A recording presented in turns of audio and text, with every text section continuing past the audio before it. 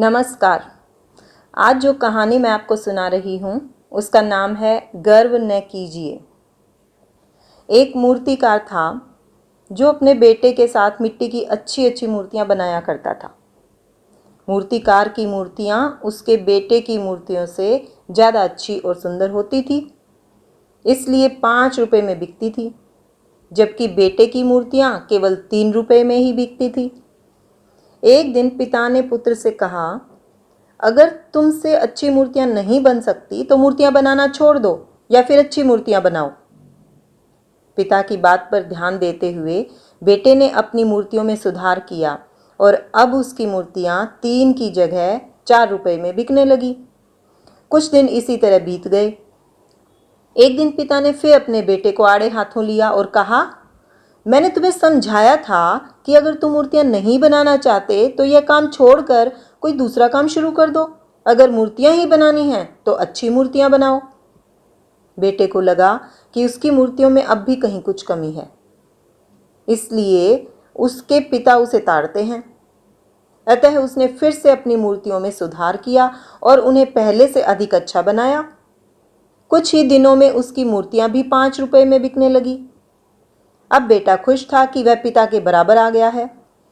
कुछ दिन बीते तो पिता फिर बेटे पर बरस पड़ा और बोला, समझदार को एक बार की कही बात समझ में आ जाती है, मगर तुम तो बार बार कहने पर भी समझते नहीं हो। मैंने कितनी बार कहा है कि अपनी मूर्तियों में सुधार करो।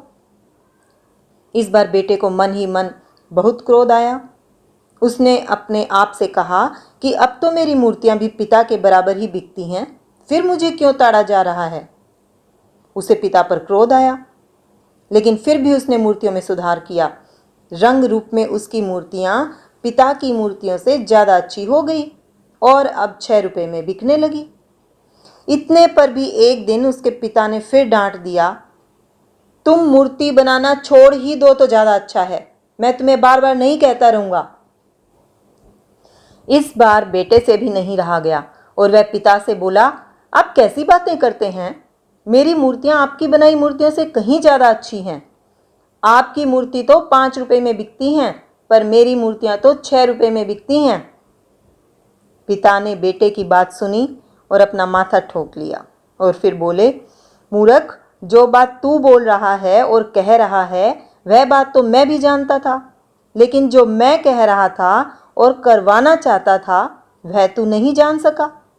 अब तेरी मूर्तियां 6 रुपये से ज़्यादा में नहीं बिकेंगी। मैं चाहता था ये 10-10 रुपये में बिकें।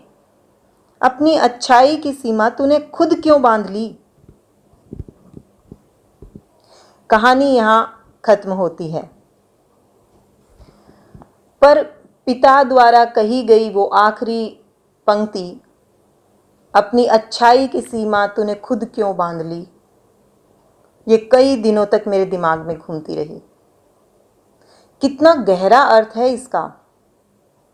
पिता अपने बेटे से क्या कहना चाहते थे, क्या समझाना चाहते थे। पिता के कहने का मतलब था कि तुम मूर्तियां मुझसे अच्छी बनाने लगे हो, ये सच है, लेकिन तुम इस हुनर का अंत यहीं क्यों करना चाहते हो। असल में बेटे को घमंड हो गया कि मैं अपने पिता से भी अच्छा बनाता हूं, फिर भी पिताजी मुझे टोकते हैं। बस इसी घमंड ने उसे और मेहनत और बेहतर करने से रोका। आप कुछ अच्छा करते हो, औरों से बढ़िया करते हो, तो इस बात का घमंड कभी अपने ऊपर हावी नहीं होने देना चाहिए, क्योंकि ये घमंड आपको और बेहतर करने से रोकता है। हमें कभी खुद की दूसरों से तुलना नहीं करनी चाहिए, क्योंकि जब भी हम खुद की दूसरों से तुलना करेंगे तो न चाहते हुए भी निराशा, ईर्ष्या, द्वेष, क्रोध, घमंड, अविवेक, स्वार्थ जैसे अवगुण हमारे जीवन का हिस्सा बन जाएंगे और हमें आगे बढ़ने से और बेहतर करने से रोकेंगे। इसीलिए हमें अपना मुकाबला खुद से ही करना चाहिए। जैसे अगर मैं धावक हूँ तो कल अगर मैं 6 किलोमीटर पर घंटे की स्पीड से दौड़ लगा सकती थी, तो आज मैं इससे 7 किलोमीटर पर घंटे के साथ के लक्ष्य के साथ अभ्यास कर रही हूँ। मतलब मैं खुद के ही काम को खुद से ही और बेहतर करने की तरफ काम कर रही हूँ। आपने सर्जी बुबका का नाम सुना होगा। यूक्रेन के खिलाड़ी हैं। इतिहास में शायद अकेले ही ये खिलाड़ी हैं, पॉल वॉल्टर हैं ये, जिसने 1984 से 1994 तक अपने ही रिकॉर्ड को 35 बार तोड़ा। तो जब आप हमेशा खुद को खुद से बेहतर बनाने के लिए प्रयत्नशील रहते हैं, तो ये आप खुद भी नहीं बता सकते कि आप किन ऊंचाइयों को छू सकते हैं। धन्यवाद।